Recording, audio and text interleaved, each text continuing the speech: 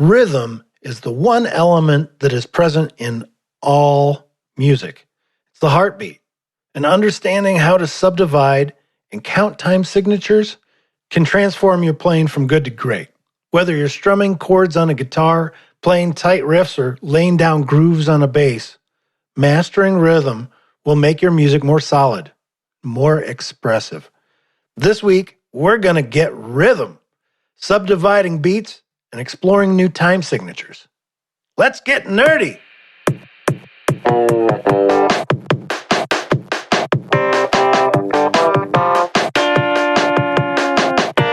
I'm Andy Schneider, career musician turned guitar coach, producer, and author of over 100 books for my publishing company, Singing Music Books. I was a high school band nerd, then a devoted jazz guy, then a backing musician for great artists in every type of music. From Austin to Nashville to New York City, I've learned from my musical experiences and the great musicians that were there with me. I'm a self-taught guitarist, but I was lucky enough to get the right bits of education early on in my career. Pairing that with the many conversations I've shared with more experienced musicians put me on the path to success, a path that built my skills to become the experienced, confident musician audiences enjoy today. I created the Guitar Nerd podcast to give you simple steps to building and growing your musical knowledge, having greater abilities, and getting that amazing music that's inside of you out and into the world where we can all enjoy it. Whether you're a beginner or experienced guitar or bass player, if you want to make fantastic music, you're in the right place, my friend. Now let's get nerdy. Welcome back, nerds. This is Guitar Nerd. My name is Andy. I'm Andy Schneider. This is the place that we get nerdy. We get to be nerdy together about guitars and bass guitars. I love talking all kinds of details that only I think us nerds can really get behind. You know, we need a lot of detail to do great music, right? To make great music, we need a lot of detail on lots and lots of, well, frankly, nerdy subjects that only we guitar and bass players will care about. And that's cool. That's what makes our craft our craft.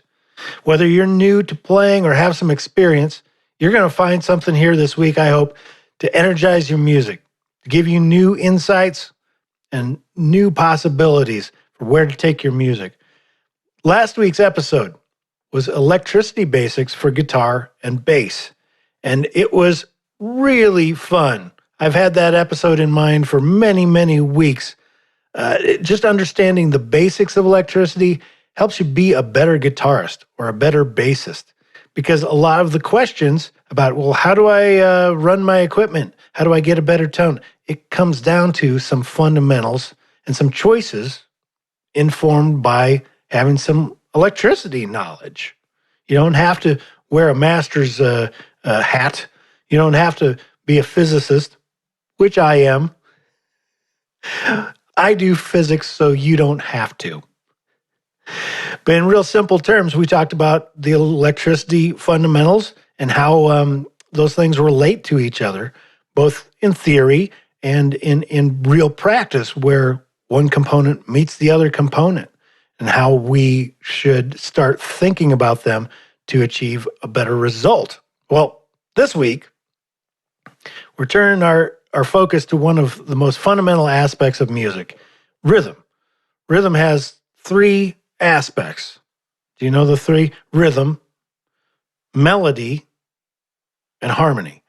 And some music doesn't have harmony. It's just got a melody and it's got a rhythm. Other pieces of music, maybe think about just like drum music. You've heard drum-only music, maybe in the background to a movie. Just rhythm.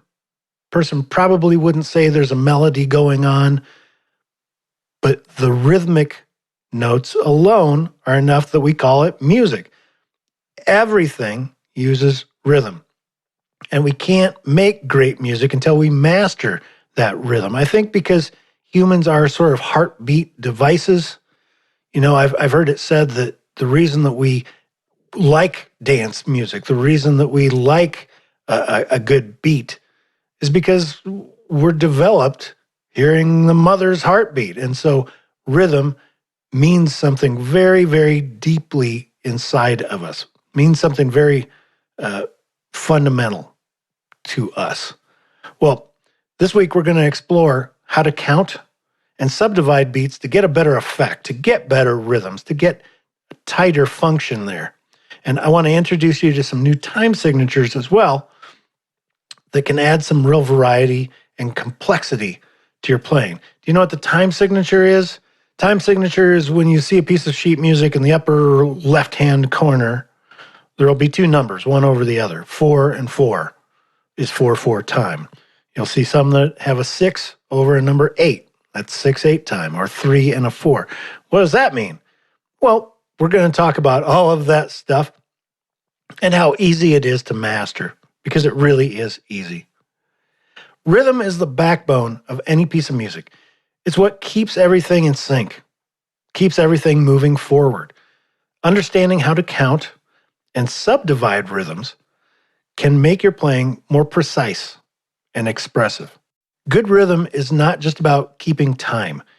It's about keeping the feeling, the pulse of the music, expressing it through your instrument. Mastering the rhythmic build is fundamental to playing with polish and a professional sound.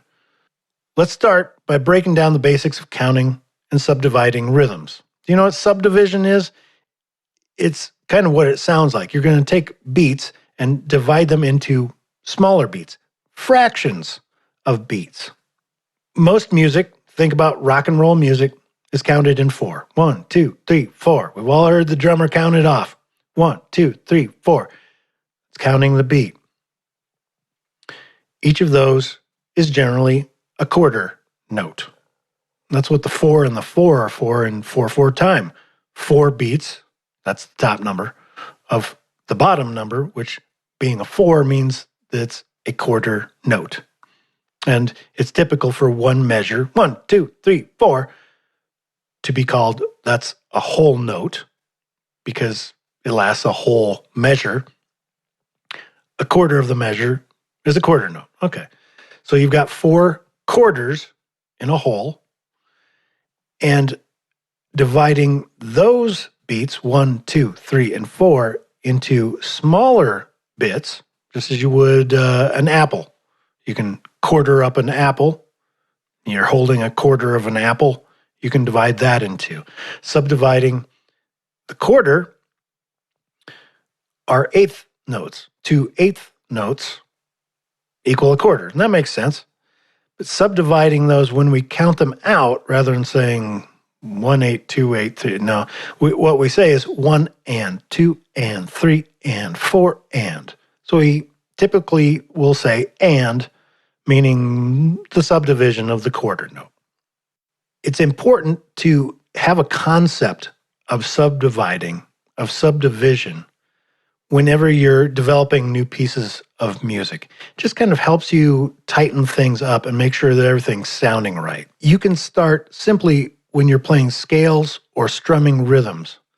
You're probably going to strum something like 1, 2, 3, 4, and then you may strum down and up, 1 and, down, up, right?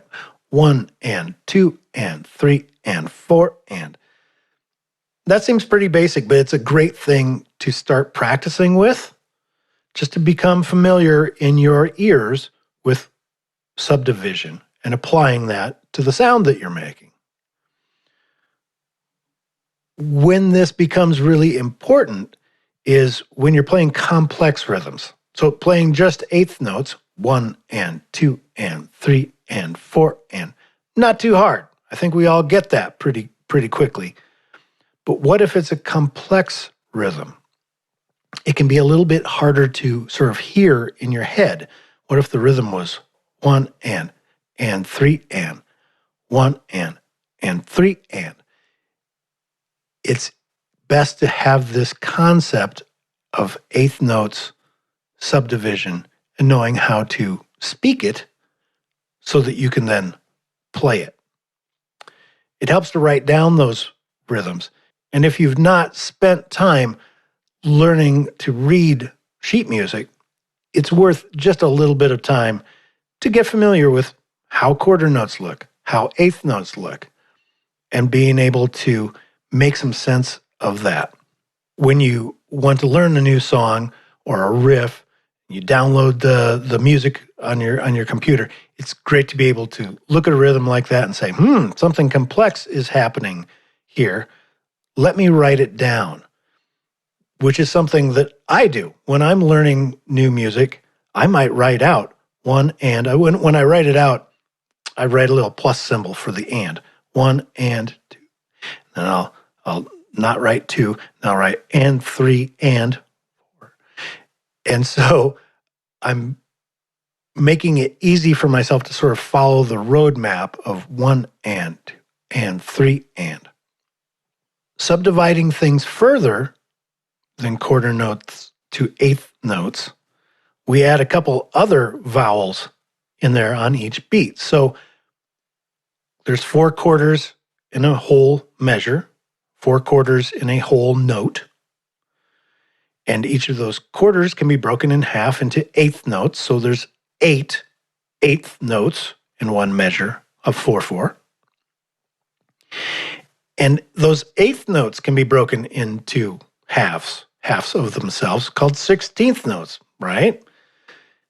And the way that you speak those when you need to subdivide them out is 1 E and a. 1 E and a.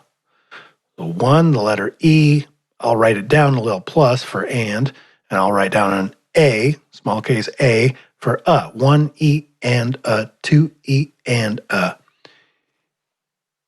It's important if you're going to be playing rhythms that go by very quickly and are using a bunch of 16th notes to have a solid grasp of that. I don't expect you to be a great subdividing rhythm master just yet, but it's helpful to hear the conversation of how to begin thinking about it.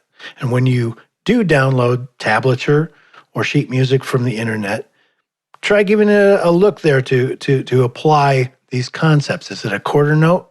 Write down its beat. Are these eighth notes? Try writing down 1 and 2 and. And as you speak that rhythm, you'll hear that music come to life. Well, most music that you commonly hear these days is in 4/4 time. It's also called common time. And if you ever see a piece of sheet music, you will see this in older pieces of music I've found, especially. You'll see in the upper left-hand corner on the top line of the staff, you'll see a C, not 2 numbers. You'll just see a C. That's for common time, 4/4. A lot of music, sheet music, back when I was in band and orchestra, was in common time. And it's counted 1, 2, 3, 4. 1 for each of the quarter notes. Remember, the top note tells you how many of the bottom notes there are. Top number being 4 means there's 4 of the bottom number, being a 4 here also, is quarter notes. 4 quarter notes. Well, there's many other time signatures. Very common one in Western music that I know you've heard before is the waltz. The waltz is in 3/4. 1, 2, 3, 1, 2, 3, 1, 2, 3, and they dance together the waltz, right? 3/4 time, 3 on the top, 4 on the bottom. 3 quarter notes. And when you're writing down a measure doesn't hold a whole note in 3/4 time. It holds 3 quarter notes. 1, 2, 3, 1, 2, 3. Or it might be 1 and 2 and 3 and 1 and 2 and 3 and, or some even smaller division of that. There's another very common time signature that we have in the West. It's called 6/8. And gosh, 6/8 is really popular in R&B music. Oh, many genres employ 6/8 time. There's 6 beats of eighth notes. And it's counted 1, 2, 3, 4, 5, 6, but sort of felt in 2 groups of 3. 1, 2, 3, 4, 5, 6. 1, 2, 3, 4, 5, 6. And it's such a fun time signature because you've got this element of threes, 1, 2, 3, 4, 5, 6. But it also sways back and forth. The heavy beat is on 1 and 4. And so you can sort of sway back and forth as you're counting out 6, 8, 1, 2, 3, 4, 5, 6. I go left, 2, 3, right, 5, 6. It's a super cool time signature that I know that you've heard a bunch. Be listening. Next time you're listening to pop radio or R&B radio or old time stuff, listen for that sort of a beat that's going 1, 2, 3, 4, 5, 6. The key to understanding any of those time signatures is knowing how it works, that the top number is the number of beats going on indicated in the bottom of the time signature. So in 3/4, 3 beats of quarter notes. In 6/8, 6 beats of eighth notes. And if you're trying to write it out because you have a piece of sheet music in front of you, that's how you will write things. 1 and 2 and 3 and 4 and 5 and 6 and.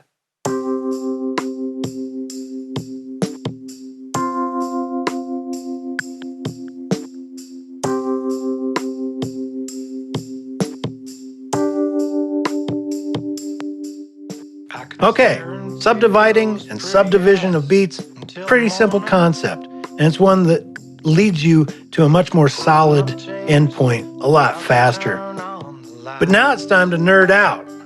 Yeah, this is the point in the show where we get to take these concepts and blow them out.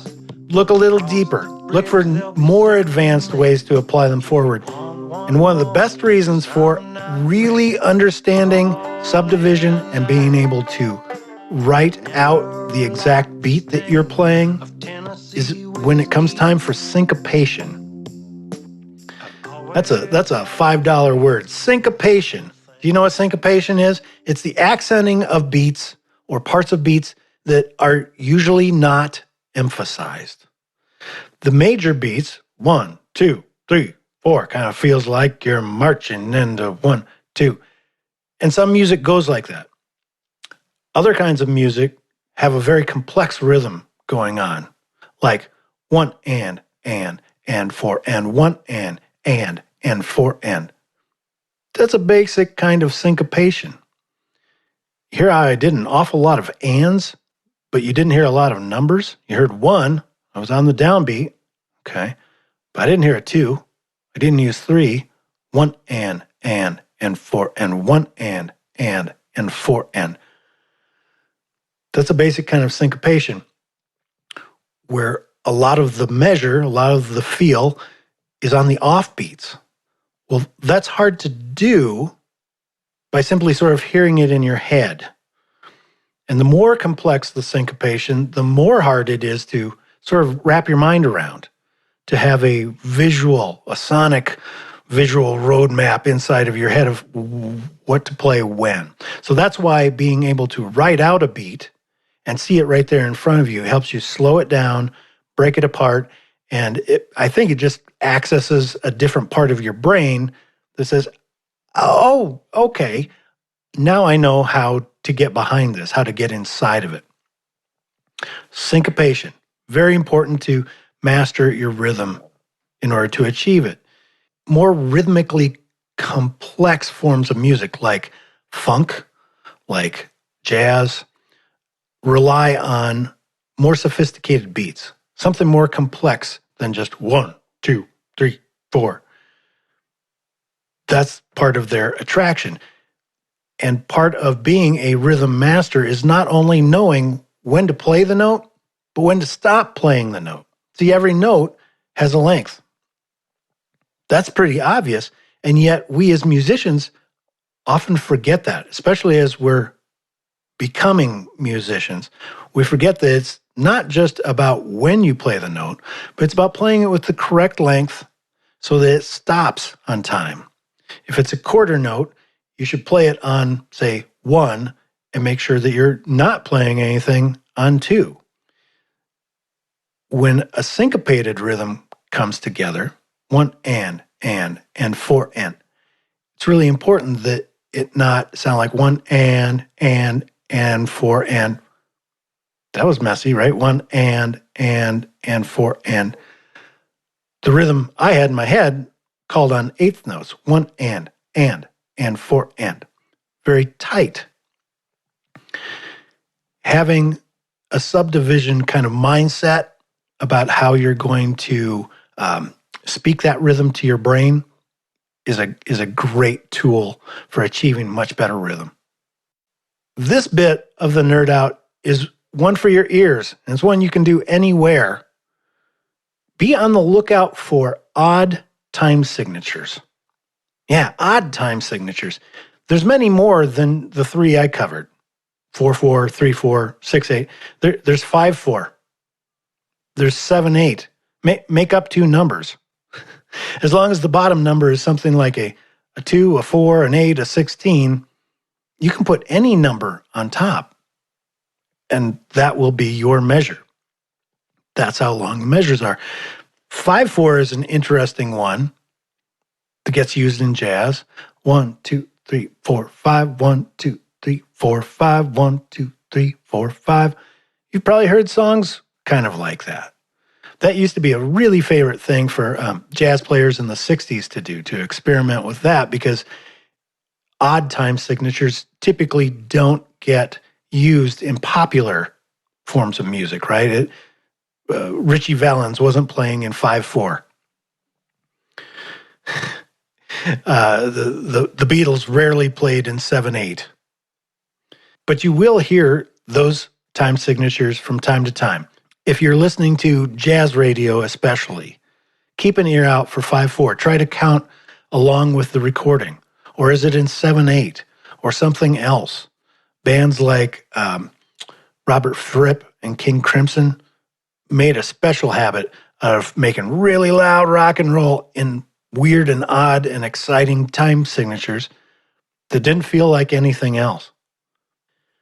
Jazz music isn't the only place that you will find odd time signatures. Odd being that there's an odd number on top of the time signature, right? Like a 5 or a 7, 7/8, 5/4. While jazz is a frequent user of odd time signatures, such as Dave Brubeck's Take 5, probably the most famous song in 5/4 ever, we also have examples like Pink Floyd. Remember Money? Next time you hear Money on classic rock radio, count along in 5. 1, 2, 3, 4, 5. 1, 2, 3, and 4, 5. That's how that song goes. And also, I remember Soundgarden used, I think it was 7/8 for Outshined. Happens in rock, and it's a wonderful way to provide like just a new kind of feel. It's an off-putting sort of excitement that comes from using an unexpected time signature. I should mention the best reason for being a subdividing master is just in keeping your rhythms absolutely rock solid. I subdivide all the time when I'm looking to make certain that my rhythms are rhythmically tight. Even if it's 1, 2, 3, 4, it doesn't hurt to be subdividing in your head 1 and a 2 and a 3 and a 4 and, because it turns out that we humans are pretty poor timekeepers. If you think about this, have you ever tried to count the seconds on a clock without looking at a clock? Go 1 Mississippi, 2 Mississippi. That's why they do the Mississippi thing. It provides at least something that's constantly going on. We're better if the amounts of time in our brains are really small. Counting 1, 2, 3, 4 might end up in me getting a little bit more tired as the song 1, 2, 3, 4. That's too slow. If I'm going 1 and a 2 and a 3 and a 4 and a 1 and a 2 and a 3. My rhythm, even though I'm just playing 1, 2, 3, 4 on the outside, on the inside, I'm saying a nice bit of subdivision that helps me make sure that I'm keeping up with the metronome or the drummer just perfectly. So think about adding subdivision to your brain routine as you're playing scales, as you're playing any exercise. The next exercise book that you open, write down the rhythm and try to think of how would I say this rhythm with a subdivision. Even though it's not necessary to play 1, 2, 3, 4, it does help solidify your notes. It helps solidify your time. See if that doesn't improve your time and how you feel about the rhythmic feel of your music.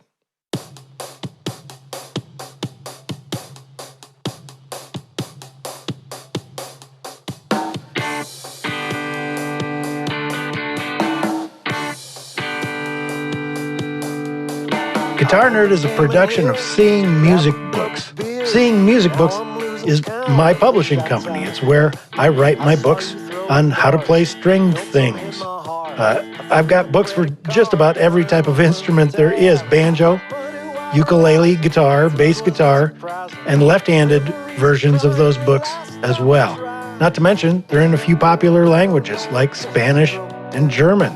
Know somebody who speaks German but needs a left-handed guitar book? I've got that. Hop on over to Seeing Music Books today. It's seeingmusicbooks.com. The bookstore section will hook you up and some new concepts and ideas to propel your music forward this week.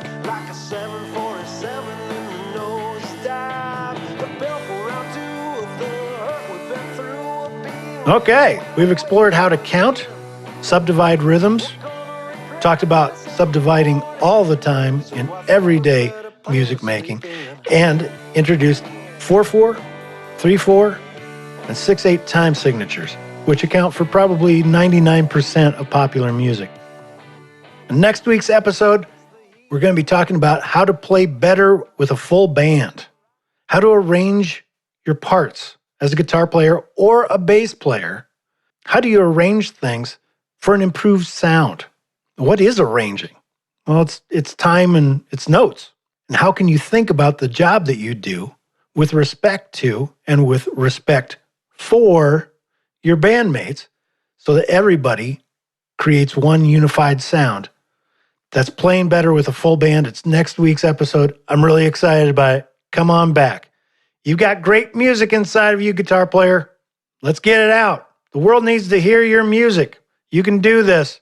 It's just a matter of getting the fundamentals right? Just like playing ball. I always go back to playing ball. It's always about fundamentals. And subdividing is as fundamental as you can get. Experiment with different rhythms and time signatures this week. Maybe write them out in 1 and 2 and 3 and 4 and style. See what it sounds like. Listen to how your favorite songs use time signatures and try to identify those and the rhythmic patterns that they use. Until next time, have a great nerdy week. I'm Andy Schneider, and you've been listening to Guitar Nerd.